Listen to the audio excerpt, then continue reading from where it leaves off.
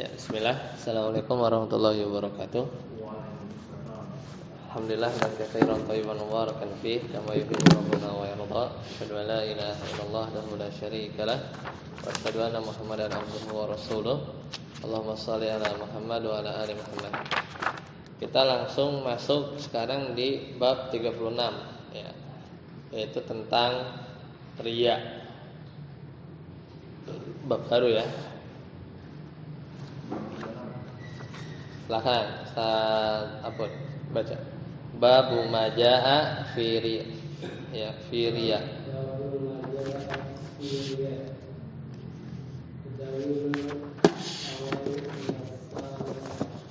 Salisi.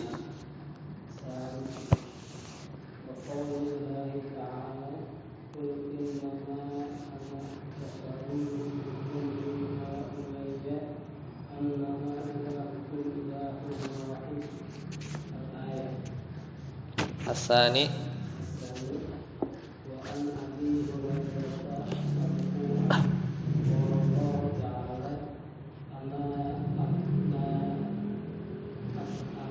agna syuraka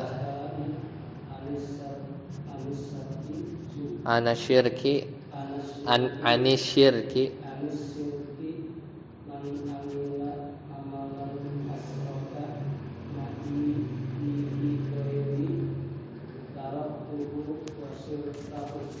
ya.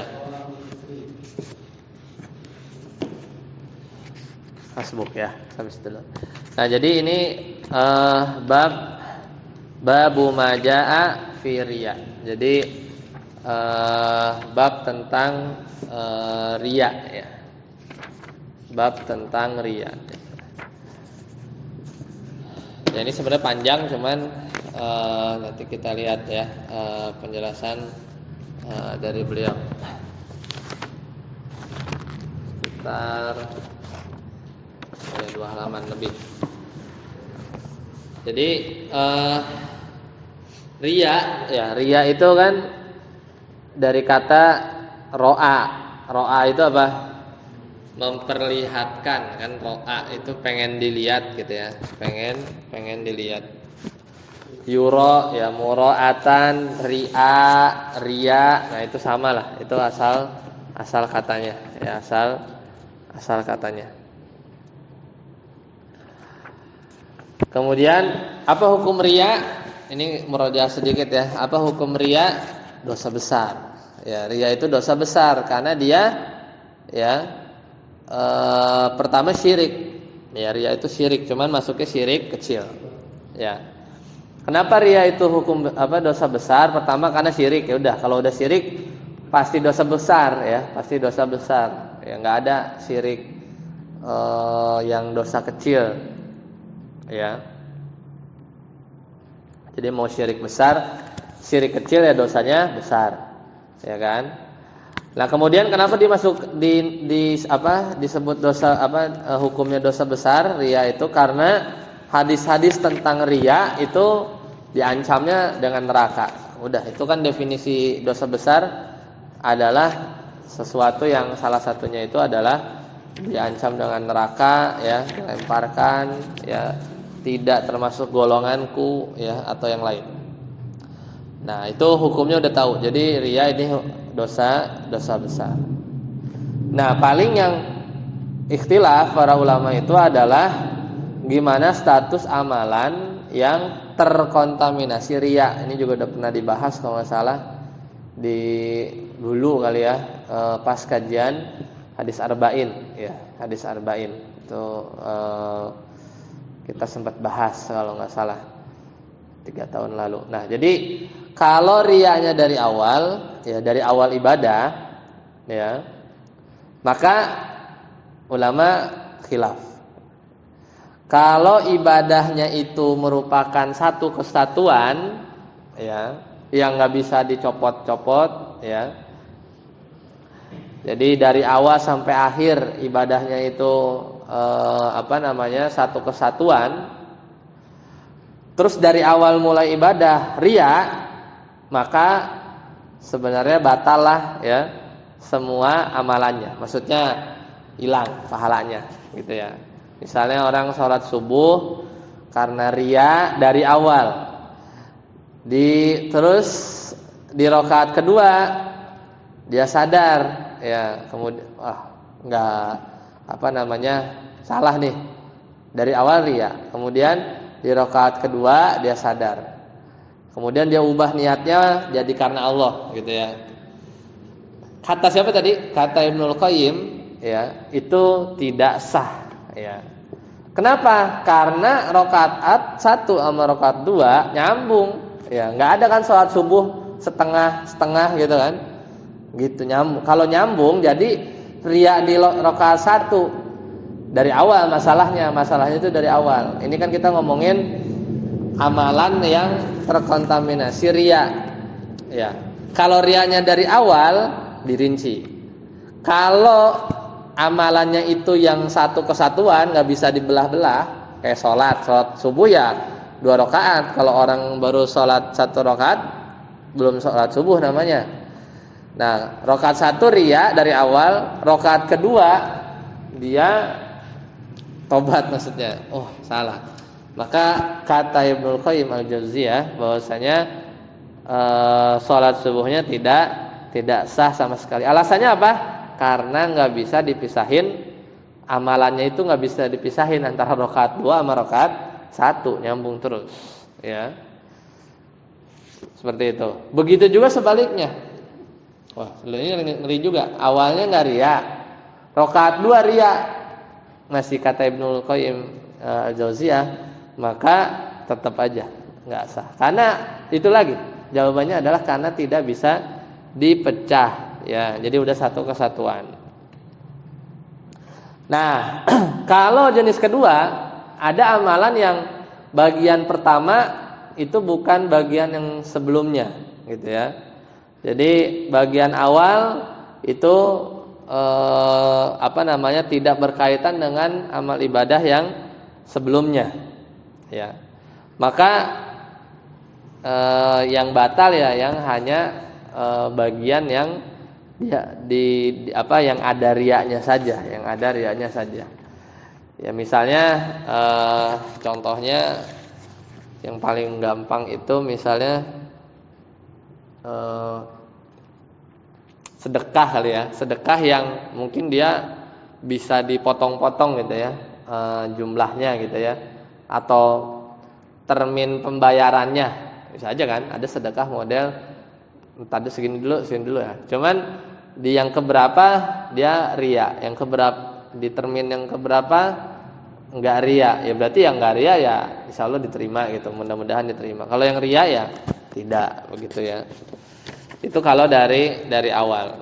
Ya, dan sebenarnya banyak lagi perinciannya, kalau kalau kita ringkas. Jadi kalau riya sejak awal sebenarnya ijma amalannya tertolak karena tidak mendapatkan pahala, yang ada dapat dosa. Itu ijma para ulama. Kalau riyanya muncul di tengah-tengah, awal ikhlas, tengah muncul, maka dilihat, karena ada 2 kemungkinan. Lagi sholat 4 rakaat, di tengah-tengah muncul riya, kemungkinan ada 2. Dia berusaha mengusir riyanya, hilang, munculnya di tengah nih ya. Terus berhasil, berarti mudah-mudahan dapat pahala. Tapi yang kemudian ketiga, dia terus menikmati riyanya sampai selesai, ya.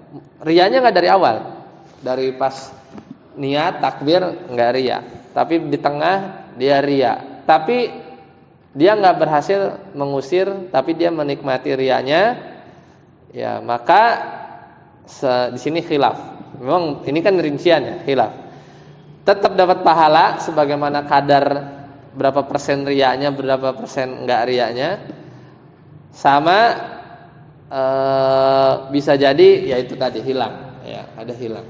Ya, karena ini kan rincian ya. Berdasar ijtihad para ulama. Sebenarnya mudahnya jangan riya gitu aja. Karena kalau mau ditanya sampai detail ya begitulah penjelasan para ulama. Nah, sama terakhir, riyanya muncul belakangan, udah beres. Amal ibadahnya udah beres. Yang paling gampang kasih contoh adalah orang nyumbang ke masjid 5 juta misalnya bulan Januari. Riyanya mah baru Desember atau Desember 2024. Itu waktu bulan Januari, nah gitu kan. Tapi biasanya bukan riya, itu namanya sum'ah ya. Lebih ya bisa aja sih riya, cuman biasanya sum'ah, ingin didengar. Ini khilaf. Yang berpendapat pertama amalannya tetap selamat, kan udah beda. Itu sesuatu yang lain. Amalan dia nyumbang Januari itu selamat, pahalanya oke. Cuman dosa yang dia lakukan di Desember, dia riya, itu dosa yang lain, dosa Desember. Itu pendapat pertama. Nah, yang ngeri pendapat kedua, amalan Januari batal. Ya, dengan sebab riya yang muncul setelah amalan tersebut dikerjakan. Ya, makanya bagi kita sebenarnya untuk keluar khilaf, ya benar-benar jauhkan diri kita dari riya, mau di depan, di tengah, sama di akhir amalan. Ya. Dengan apa? Dengan bertobat. Nah, ini untung ada syariat tobat.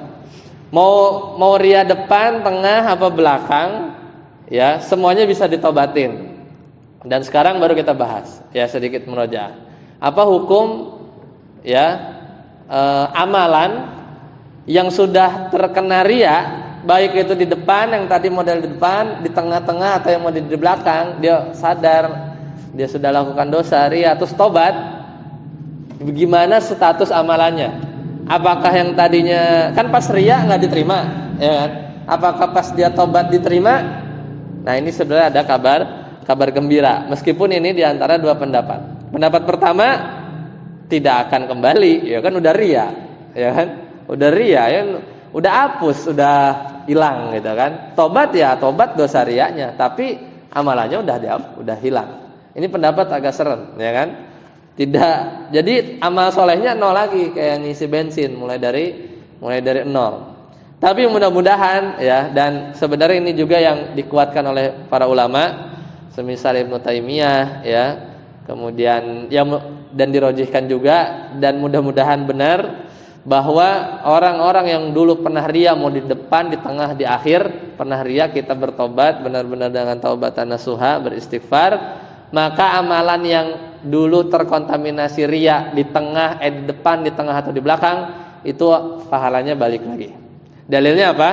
Kata Nabi SAW ya, dari Hakim bin Hizam, bahwasanya Rasulullah SAW bersabda ketika beliau bertanya, ya Rasulullah, bagaimana dengan, jadi Hakim bin Hizam itu dulu kafir, kucuk-kucuk dia datang, kemudian dia nanya ke Rasulullah karena dia udah masuk Islam. Ya Rasulullah, bagaimana dengan sedekah? Ini sedekah nih, pembebasan budak, silaturahmi, dan amalan baik lainnya yang pernah aku lakukan di zaman jahiliyah dulu waktu kafir. Apakah aku tetap mendapatkan pahalanya? Maka kata Rasulullah SAW dalam hadis riwayat Imam Muslim ke Hakim bin Hizam tadi, aslamta ala ma aslafta min khair. Aslamta, kamu masuk Islam, ala ma aslafta min khair, bersamaan dengan apa yang kamu lakukan dari kebaikan di masa dulu. Berarti pas lagi apa? Pas lagi kafir. Nah, itu makan kafir, ini ngomongin riya. Iya. Inilah pentingnya usul fikih ya. Kita kan belajar juga ya usul fikih. Jadi hadisnya mah begitu. Tapi pemahamannya gimana? Seandainya di zaman jahiliyah ya, seorang berzina, misalnya membunuh, bermaksiat, di sisi lain dia juga berbakti, berbuat baik ya, kemudian hijrah masuk Islam, maka kan dosa-dosanya terampuni kan? Misalnya ada orang nih masa jahiliyah berzina, membunuh, tapi dia juga berbakti kepada orang tua ya, kemudian dia berhijrah akhirnya masuk Islam, maka gimana statusnya? Dosa-dosa diampuni, kebaikannya tetap dinilai. Nah, di sini barulah nanti kita masuk babnya qiyas. Kalau seorang kafir saja mendapatkan kembali amal kebaikannya balik lagi, ya kan, masuk Islam. Masuk Islam ini kan masuk Islam kan, bertobat kan dia. Tentu orang yang berniat riya, lagi ini kan istihad ya, lebih mungkin mendapatkan kembali pahalanya karena itu lebih ringan ya, daripada ngebalikin amalan kebaikan orang kafir. Ya, lebih bawah kan istilahnya bobotnya ketimbang ngebalikin amalan orang Islam beriman, cuman dia dosa besar aja, riya hilang amalannya, tobat balik lagi, itu lebih mungkin kata para ulama. Ya, makanya ini kan pendapat, karena ada pendapat pertama tadi yang agak serem, hilang nol, gitu kan. Ini pendapat yang dikuatkan oleh Imam Ibnu Taimiyah bahwa lebih mungkin dan diharapkan kembali. Ya ini bahasanya bahasa diplomatis supaya kita senantiasa bertobat, kan begitu. Jadi fatwa atau pendapat ini juga senantiasa membuat kita selalu berharap. Ya, mudah-mudahan ini yang rajih ya. Dan ini memang banyak para ulama yang menyebutkan pendapat ini dengan dalil. Jadi meskipun enggak secara mantuk ya, mantuk itu tekstual. Yang mirip riya, Nabi bilang riya, kemudian balik lagi enggak kan? Ini kan ngomongin Hakim bin Hizam. Kasusnya kafir. Tapi amalan kebaikan dulu balik setelah dia bertobat. Nah, lebih mungkin lagi orang yang bertobat dari riya justru lebih mudah ya untuk bagi Allah untuk mengembalikan pahala riya. Makanya segera kita bertobat. Ya, makanya wallahu a'lam bishawab, ya kita untuk keluar dari khilaf ya jangan riya, itu yang paling mudah. Tapi ya kita terus bertobat karena bisa jadi banyak amalan kita yang terjatuh dalam riya. Nah, sebelum ke dalil pertama, nah sekarang ini tambahan aja ya. Ada amalan-amalan yang orang-orang bilang menyangka itu riya padahal bukan. Nah, ini juga ya harus kita tahu kan. Ini dia tuh riya apa enggak? Nah, di sini ada pembahasan menarik, ada perkara-perkara yang dikiranya riya padahal bukan riya. Itu pertama. Misal, ada seorang yang dipuji. Ada orang dipuji nih. Karena karena ketahuan amalan baiknya sama orang lain. Ya. Jadi ya namanya kebayang lah. Jadi nggak sengaja ya. Ada orang dipuji ya, dia dipuji karena ketahuan amalannya oleh orang lain. Ya, maka ini ada hadis dari Nabi SAW. Nabi pernah ditanya begini, ara'aita rajula ya'malul amala minal khair wa yahmaduhun nasu alaih. Ya, Nabi pernah ada yang nanya ke Nabi, gimana menurut engkau ada seorang yang beramal baik lalu orang-orang memuji kepadanya? Maka kata Nabi SAW, tilka ajilu busyral mu'min, itu adalah kabar gembira yang disegerakan bagi orang yang beriman. Jadi bukan riya, ya. Jadi bukan riya. Kadang-kadang kan kita beramal nih, udah ikhlas, udah tidak berharap dilihat orang, dipuji orang, ngumpet-ngumpet, ya. Tapi ya tahu-tahu kebuka. Nah, itu riya enggak? Ya enggak, karena kan bukan sebab diri kita kan. Tapi ya memang bahaya juga. Kadang dipuji padahal kita udah sembunyi gitu ya. Karena ya Allah bikin hal tersebut orang-orang jadi tahu ya. Itu bukan riya ya. Kalau itu mudah lah ya dipahaminya ya. Karena kan kita enggak ada effort kan gitu ya. Maksudnya kita enggak ada usaha untuk nunjukin, itu kan ketahuan sendiri. Tapi tenang, itu bukan riya. Yang kedua, menampakkan amal soleh supaya dicontoh. Ini bukan riya juga. Ini babnya lain. Ini kan agak samar kan. Kita beramal soleh, tapi biar dicontoh. Misalnya kita ya sholat sunnah qobliyah atau menginisiasi lah misalnya gitu kan, supaya dicontoh anak atau dicontoh apa namanya, mat'unya ya atau yang lain, maka ini enggak ya, maka ini tidak. Apalagi misalnya amalan tersebut kayak misal sholat berjamaah gitu ya, ke masjid kan nggak mungkin kita ngumpet-ngumpet jalan ke masjidnya, kan nggak mungkin.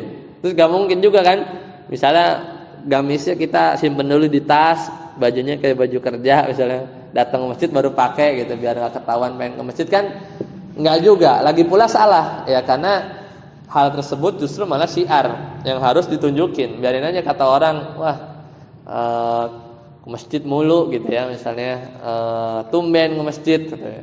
Ya mau gimana ya, memang harus ditunjukin. Nah itu bukan riya. Nah sama satu lagi ini juga bisa kita dapati. Kadangkala ya misalnya apa ya, inilah case yang itikaf lah. Kadangkala kita merasa tertampar, terpacu, termotivasi gara-gara orang beramal, ya kan? Ya kita duduk, kita di itikaf, orang-orang pada ngaji kan? Ya udah saya ngaji juga gitu, karena ke bawah suasana gitu kan? Orang-orang pada sholat, udah sholat juga.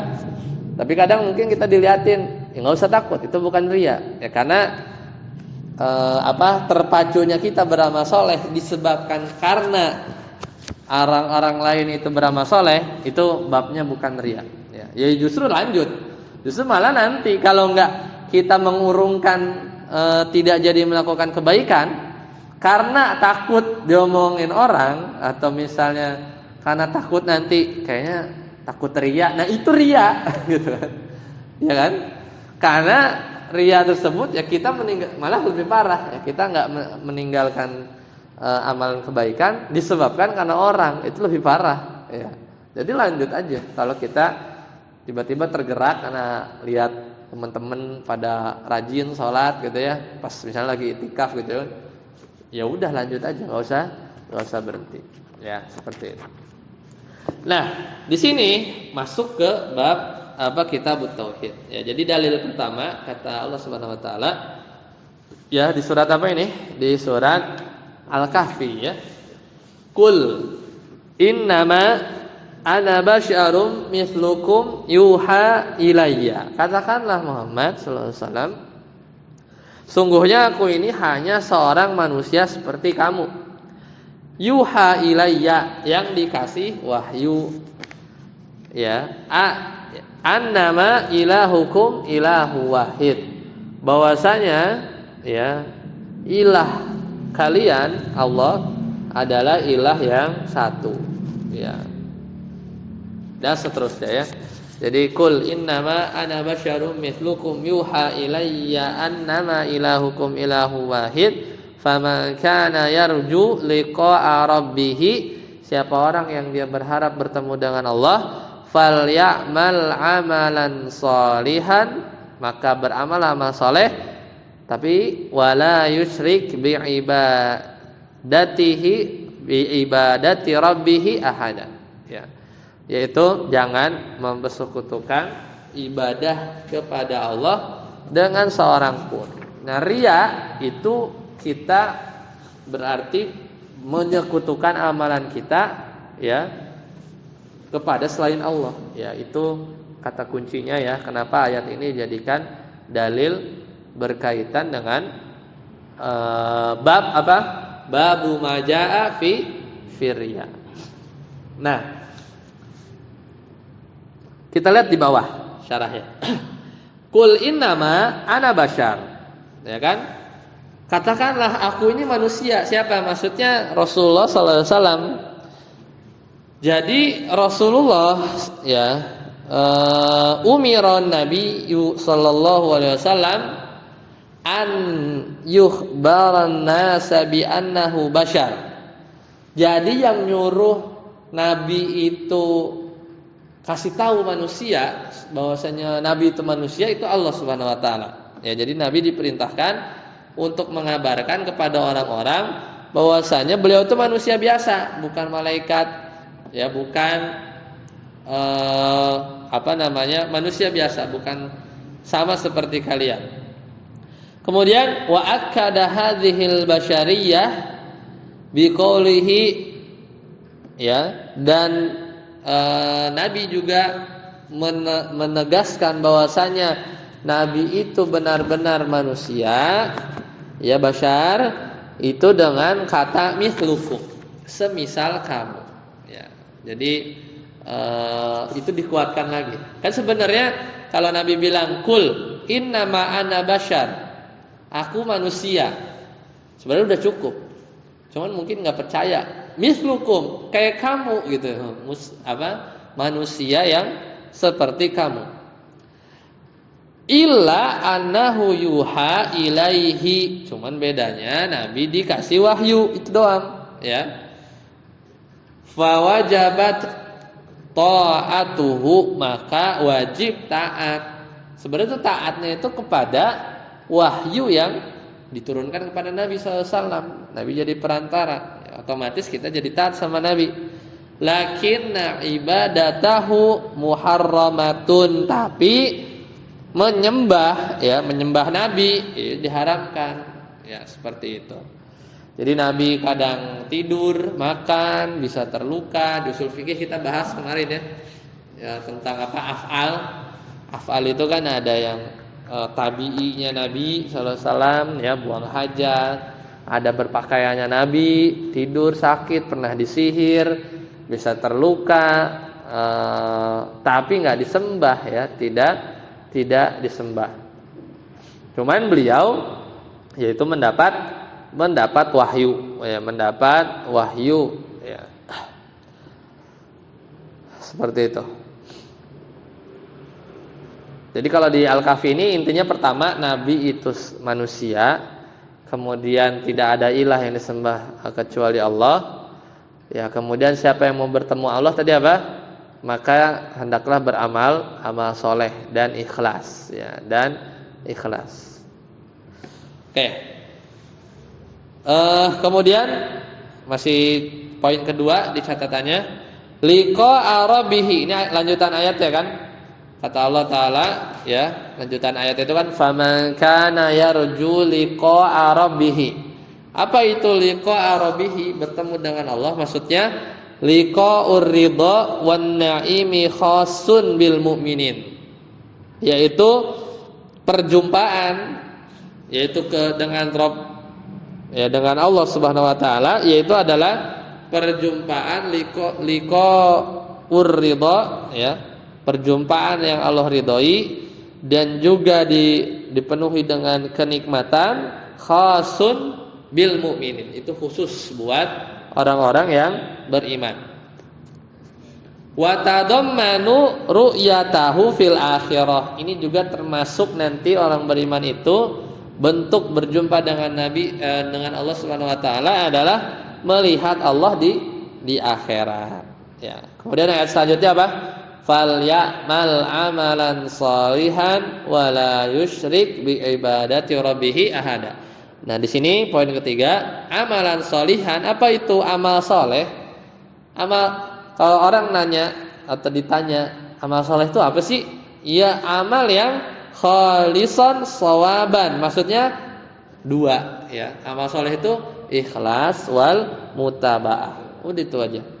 Jadi kalau nggak ikhlas bukan amal soleh, kalau nggak ngikut Nabi juga bukan amal soleh. Jadi syaratnya dua, yaitu al ikhlas wal mutaba'ah. Itu ngikut Nabi.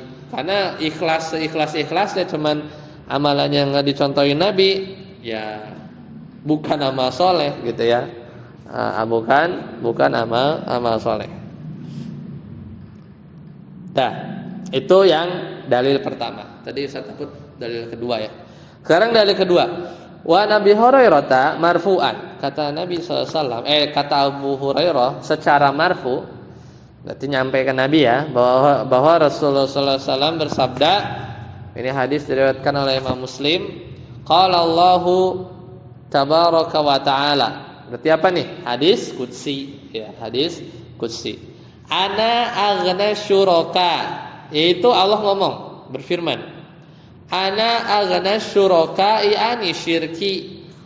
Ya, aku itu Allah Subhanahu wa taala, aku itu adalah Zat yang paling tidak butuh sama sesuatu. Makanya bahasa Arabnya kaya itu apa? Goni, ya kan? Goni untuk kaya. Kaya itu apa? Nggak butuh apa-apa sebenarnya. Kaya. Bahasa Arabnya atau fiilnya itu apa? Aghna. Ana aghna. Aku tuh cukup, nggak perlu, tidak memerlukan, nggak butuh. Kayak goniyun itu artinya kaya.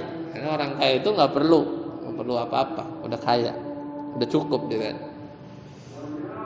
Ya, jadi aku tidak memerlukan apa? Sekutu ani syirki.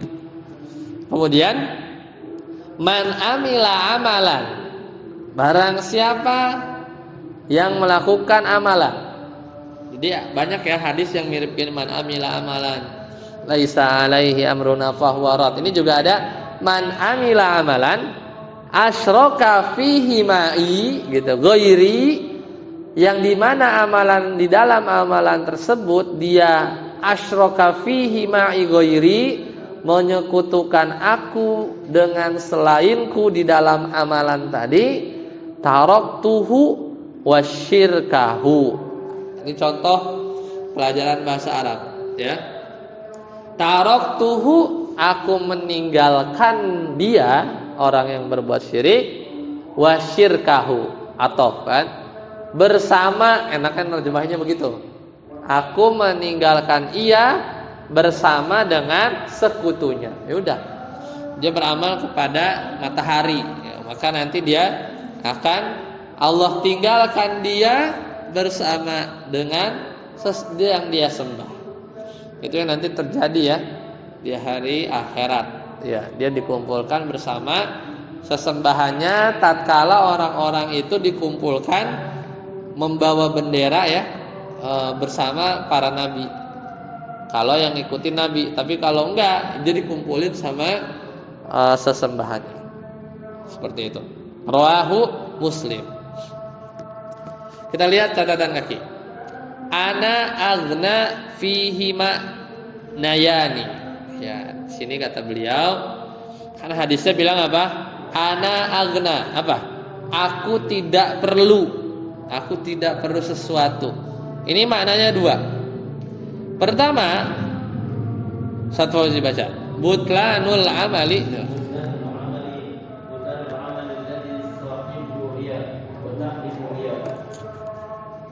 Ya.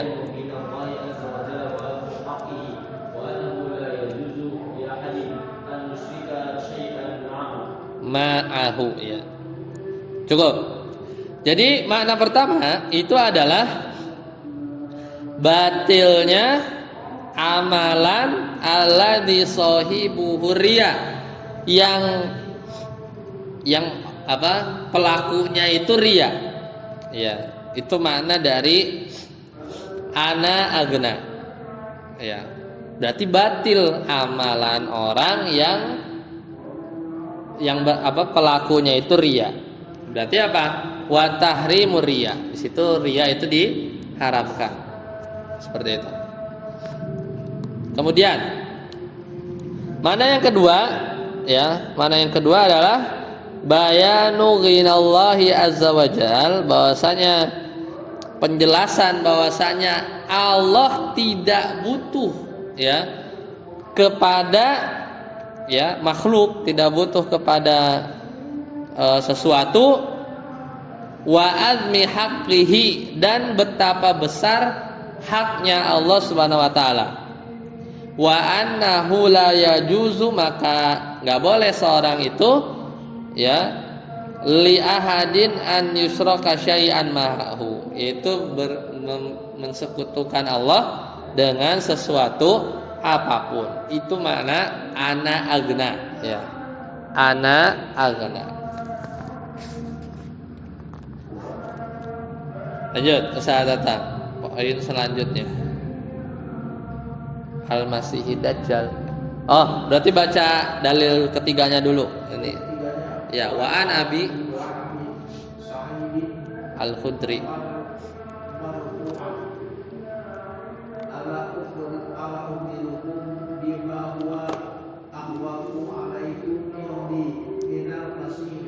Dajjal. Qalu bala ya Rasulullah. Qala asyrikul khafi yaqumu dulu wa yusalli wa Zayyinu yuzayyibu sholatahu lima yaro min nazuri rajulin. Ya, kata Abu Sa'id Al-Khudri secara marfu bahwasanya Nabi SAW itu bersabda, ala ukhbirukum bima huwa akhwafu alaikum indi minal masjid dajjal. Mau nggak aku kabarkan sesuatu yang lebih aku takutkan, Nabi ini yang lebih aku takutkan buat kalian daripada Al-Masih Ad-Dajjal. Padahal Al-Masih Ad-Dajjal itu adalah tanda-tanda besar kiamat besar, ya, yang orangnya menimbulkan fitnah luar biasa, ngeri. Tapi ada yang lebih ngeri, Nabi lebih takut, yaitu kata Abu Sa'id, kami berkata, qalu bala, iya ya Rasulullah. Qala, kata Nabi, asyirkul khafi, ya, yaitu apa? Syirik yang kecil atau tersembunyi. Apa? Riya, karena susah kan tersembunyi. Apa itu asyirkul khafi? An yakuma rajulu, ada orang dia sholat, yusalli, fayuzayyinu sholatahu, dia bagusin sholatnya, lima yara min nadhari rajul, ya, dia bagusin sholatnya karena ada orang yang melihat dia lagi sholat, ya, kata itu adalah syirik khafi. Kan ini banget ya, apa namanya, sulit ya, berbahaya. Makanya Nabi SAW lebih takut syirik khafi daripada Al-Masih Ad-Dajjal. Kenapa? Kalau Masih Ad-Dajjal itu jelas ya, orang bisa ngidupin orang mati gitu ya, jelas. Ini kalau syirik khafi kan nggak kelihatan. Gimana taunya? Ya harus banyak belajar, ya harus banyak belajar.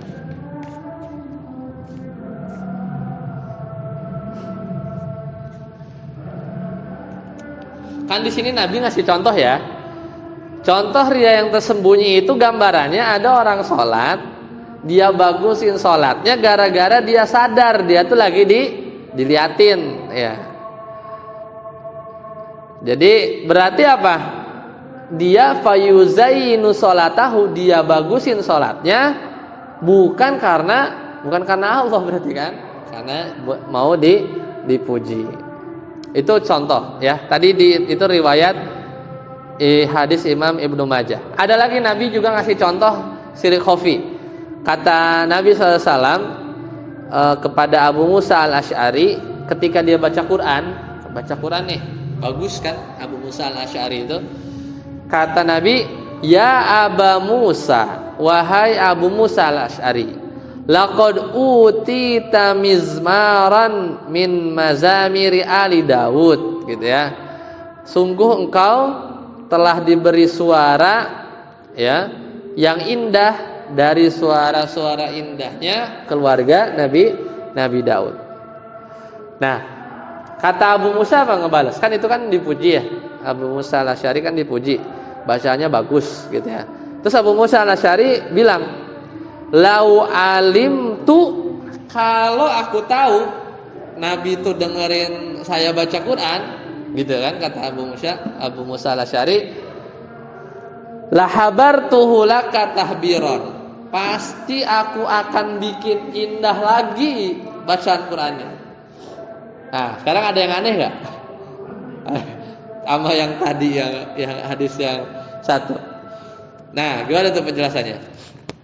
Karena di hadis yang ini seolah-olah kan Abu Musa kan nggak tahu nih apa namanya ada Nabi apa enggak. Seandainya Nabi tahu, maka aku akan memperindah bacaan Al-Quran tadi. Nah, para ulama kalau di syarahnya, ini kan hadisnya itu hadis diriwayatkan oleh Imam Al-Baihaqi. Ya.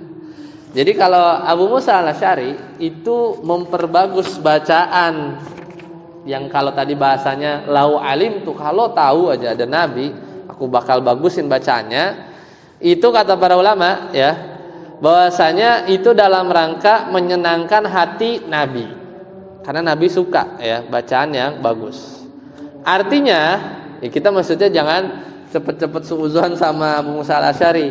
Artinya effort usaha Abu Musa al-Asy'ari untuk menyenangkan hati Nabi, beliau tentunya mengharap ridho Allah Subhanahu wa taala, bukan buat pujian manusia. Ya karena ya kita tahu banyak dalil-dalil tentang anjuran ya untuk menyenangkan hati orang lain, ya, menyenangkan hati orang lain. Makanya Nabi sallallahu alaihi wasallam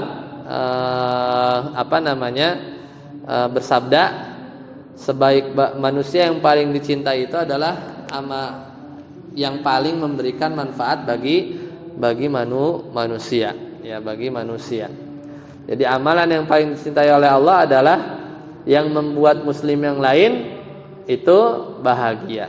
Ya, jadi bukan cari dari pujiannya, ya, tapi tetap mencari ridho Allah. Makanya itu kan Abu Musa al-Asy'ari, ya. Kalau kita ya lagi baca Quran, mau nyenengin siapa gitu kan? Masalahnya bacaan Quran kita memang bagus gitu. Nah, jadi ya pokoknya imam ya ketika dia memperindah bacaan Al-Qur'annya, tentunya pertama ya jangan karena ingin dipuji, tapi niatkan untuk menyenangkan makmumnya, ya.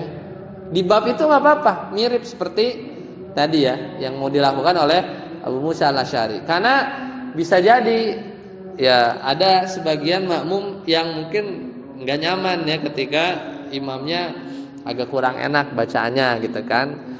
Tapi tetap ya ini PR-nya imam ya yang mau memang memperbagus bacaannya. Jadi ya beda. Jadi ada kita ngelihat imam suaranya bacaannya bagus, tapi nggak tahu niatnya apa. Ya kalau niatnya ingin dipuji ya dosa. Tapi kalau niatnya ingin menyenangkan makmum supaya betah ya baca panjang-panjang gitu ya, tentu itu diganjar pahala. Asal imam itu tahu ya bagaimana menempatkan niat. Karena niat itu adanya di hati kan, ya. Tergantung niatnya apa, ya. Tergantung niatnya apa. Dan ini memang perlu latihan, ya. Seperti itu. Berarti tadi sampai itu ya. Sampai dalil yang ketiga. Berarti ini. Insyaallah sampai sini dulu ya karena yang ininya agak panjang. Udah mau isya. Silakan kalau ada pertanyaan. Sampai sini ya. Al-Masih ad-Dajjal.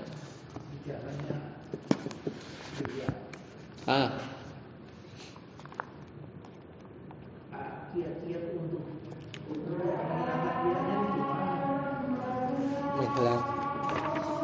memang yaitu riyanya itu ketika ketika dia sedang beramal harus ditepis balikin lagi. Ya kiatnya pertama belajar tauhid tentunya. Ya karena kita ini bab tauhid yang ada di belakang-belakang itu adalah sesuatu yang kita pelajarin dengan detail untuk kita menghindar, gitu kan? Nah, makanya kiat yang paling utama ya belajar tauhid. Itu yang paling ampuh. Cuman ya kalau di sini disebutkan yang nggak boleh kita tinggalkan juga pertama berdoa. Tentunya kita ada doa-doanya ya, diantaranya kita minta dijauhkan dari syirik yang kita ketahui, sadari atau tidak ya. Kita ada doanya ya. Kemudian misalnya nah ini doanya itu Allahumma inni a'udzubika, aku berlindung kepadamu an usyrika bika wa ana a'lam. Ya, wa ana a'lam. Allahumma inni a'udzubika an usyrika bika wa ana a'lam. Ya Allah, aku berlindung kepadamu an usyrika bika, dari berbuat syirik kepadamu, wa ana a'lamu, sedangkan aku tahu aku tuh lagi berbuat syirik. Jadi doanya apa? Allahumma inni a'udzubika an usyrika bika wa ana a'lamu, dan aku tahu. Wa astaghfiruka, kalau tadi kan berlindung dari kita berbuat syirik dan kita tahu kita lagi berbuat syirik, kita berlindung sama Allah. Teks keduanya, wa astaghfiruka, dan aku minta ampun, lima la a'lamu, dari aku berbuat syirik yang aku nggak tahu itu tuh syirik. Itu doa. Bisa jadi tadi riya karena nggak sadar. Jadi banyak doa. Allahumma inni a'udzubika an usyrika bika wa ana a'lamu wa astaghfiruka lima la a'lam. Doa yang kedua ada Allahumma inni a'udzubika minal fakri wal kufri, kefakiran, kekufuran, wal fusuqi wasyifqaq, ya, kefasikan, kedurhakaan, wan nifaqi wasum'ah, dari nifak, dari sum'ah, ingin didengar, warriya. Nah, itu. Ini sekelas Nabi ya. Tadi hadis diriwayatkan oleh Imam Bukhari, yang tadi juga hadis diriwayatkan oleh Imam Al-Hakim. Allahumma inni a'udzubika minal faqr wal kufr wal fusuq wasyiqaq. Syiqaq itu durhaka, fusuq itu fasik, wan nifaq, nifaq tahu ya, munafik, wan nifaq wasum'ah, yang didengar, warriya. Semua disebutin ya. Kefakiran, kekufuran, fusuk, kefasikan, syiqaq, durhaka, nifaq, sum'ah, riya, 7 ya. Allahumma inni a'udzubika ya minal fakri wal kufri wal fusuq wasyiqaq ya wan nifaq was-sum'ah war riya. Ada 7 yang kita minta. Itu yang pertama. Yang kedua, mulai melatih amalan itu kita umpetin. Ya. Yang selama bisa diumpetin, selama yang bisa diumpetin, bahkan sama istri, sama anak-anak kita sendiri. Mana kayak kita sholat sunnah gitu, dari mana? Dari kamar gitu ya. Ya sekecil itulah misalnya gitu ya. Karena perlu latihan, ya, perlu latihan. Dan itu tadi merenungkan nasib orang yang riya ya di akhirat, gimana hukumannya gitu ya. Terus hakikat orang yang riya itu mau nyari apa sih gitu kan? Bukan nyari ridho dari Allah gitu ya. Dan nanti ya tadi ngerinya itu tadi amalannya itu 0 ya, amalannya 0. Itu diantara langkah-langkah lah ya. Yang pertama memang harus berdoa. Baik, sampai sini dulu ya. Subhanakallahumma bihamdika.